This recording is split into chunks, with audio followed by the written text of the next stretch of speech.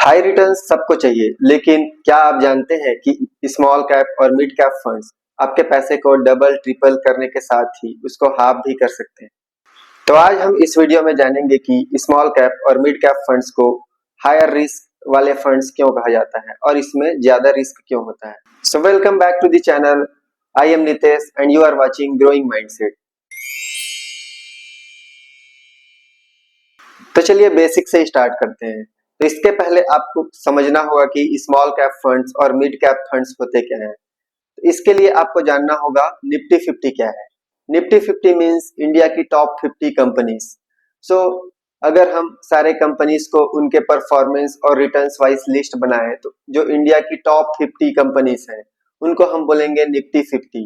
और 50 से 51 से लेके जो 100 तक जो कंपनीज आती हैं उनको हम बोलेंगे निफ्टी नेक्स्ट 50 फंड्स। देन 100 के बाद 101 टू 250 तक जितने फंड्स आते हैं उनको हम बोलेंगे mid cap funds. Mid cap मतलब बीच के फंड्स जिनका बजट रिवेन्यू सारे मिड में होते हैं। और 250 के बाद जितनी भी छोटी कंपनियां आती हैं, जितने भी स्मॉल कंपनीज, उनको हम बोलेंगे small cap funds. So small cap and mid cap funds का साइज जो है वो भले ही स्मॉल हो, लेकिन इनका ग्रोथ पोटेंशियल बहुत ही हाई होता है। इनमें बहुत ज्यादा रिटर्न्स मिलते हैं।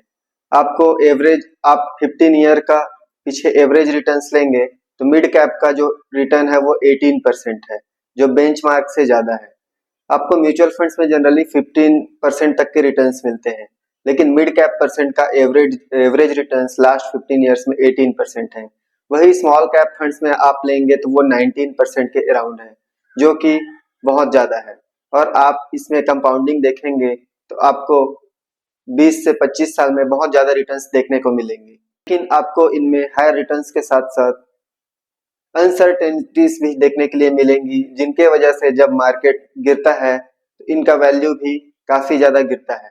सो अब बात कर लेते हैं रिस्क फैक्टर्स की कि इनमें इतना रिस्क होता क्यों है। इसके 3 मेन रीजंस है। सबसे पहले है high volatility. High volatility means जैसे ही मार्केट ऊपर उठती है तो इनके रिटर्न्स हाई होते हैं, लेकिन जैसे ही मार्केट नीचे जाती है या मार्केट क्रैश होती है तो इनके गिरने की स्पीड भी उतनी ही तेज होती है जितना बढ़ने की होती है। इसीलिए इनमें वोलेटिलिटी ज्यादा होती है। Second, small cap and mid cap companies hype driven होती है। मींस अगर कोई बिजनेस न्यूज या कोई इन्फ्लुएंसर ऐसा कुछ बोल दे या पॉजिटिव न्यूज दे दे तो इनकी खरीदारी बहुत ज्यादा बढ़ जाती है। और जैसे ही कोई बैड न्यूज मिलती है तो जो इन्वेस्टर्स हैं वो डर जाते हैं और अपने फंड्स को बेचने लगते हैं, जिसके वजह से इनमें हाइप की वजह से फायदा और नुकसान ज्यादा होता है। तो अब हम small cap and mid cap funds के रिटर्न्स को एक एग्जांपल से समझते हैं। 2017 में स्मॉल कैप फंड्स ने 40 टू 50% रिटर्न दिया था, लेकिन वही 2018 आते आते मार्केट क्रैश हुआ और उसमें मार्केट ने माइनस में रिटर्न दिया, जिसमें माइनस में 20 टू 30% जो फंड्स हैं वो उनकी रिटर्न्स माइनस में चली गई। तो ये जो रोलर कोस्टर राइड है, मींस ऊपर और नीचे जो इतना होता है वो सबकी बस की बात नहीं है। इसमें जो एक्सपीरियंस्ड इन्वेस्टर्स हैं या जो नॉलेज है जिनके पास मार्केट की, वो इसमें इन्वेस्टेड रहते हैं। बाकी इसमें जो रिटेल इन्वेस्टर्स होते हैं वो तुरंत ही अपने फंड्स बेच के चले जाते हैं, जिसके वजह से सारे लोग पैनिक में फंड्स बेचते हैं और इसके वजह से इसकी वैल्यू और ज्यादा कम हो जाती है। सो सबसे इंपॉर्टेंट क्वेश्चंस, क्या हमको small cap and mid cap funds में इन्वेस्ट नहीं करना चाहिए? क्या हमको ये दोनों फंड्स अवॉइड करने चाहिए? तो नहीं, बिल्कुल नहीं। और ये इस बात पे भी डिपेंड करता है कि आपकी एज क्या है और आपकी रिस्क प्रोफाइलिंग क्या है, आप कितना रिस्क ले सकते हैं। तो अगर आप एक यंग इन्वेस्टर हैं और आपको 10 साल से ज्यादा के लिए इन्वेस्ट करना है तो आपके लिए ये सबसे अच्छे ऑप्शंस हो सकते हैं।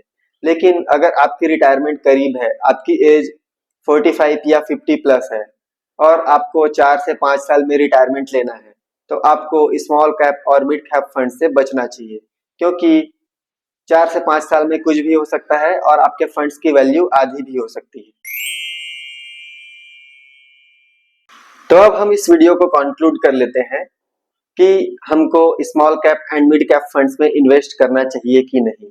तो वही हमने वीडियो में समझा कि small cap and mid cap funds होते क्या हैं और आपको इनमें तभी इन्वेस्ट करना चाहिए जब आप इसके रिस्क को झेल सकें, क्योंकि हमेशा हाई रिस्क हायर रिटर्न्स के साथ ही आता है और रिस्क है तो इश्क है। आपको ज्यादा रिटर्न्स चाहिए तो हाई रिस्क लेना पड़ेगा। तो अगर आपको ये वीडियो अच्छी लगी तो इस वीडियो को लाइक कीजिए, अपने फ्रेंड्स के साथ शेयर कीजिए और इस चैनल को सब्सक्राइब कीजिए, क्योंकि इस चैनल पे आपको इस तरह के नॉलेजेबल कंटेंट्स मिलते रहेंगे। और अगर आपके मन में अभी भी कोई क्वेश्चन है म्यूचुअल फंड्स या इन्वेस्टमेंट से रिलेटेड, तो आप कमेंट में जरूर पूछिए। मैं आपके कमेंट के ऊपर एक नया वीडियो जरूर लेकर आऊंगा।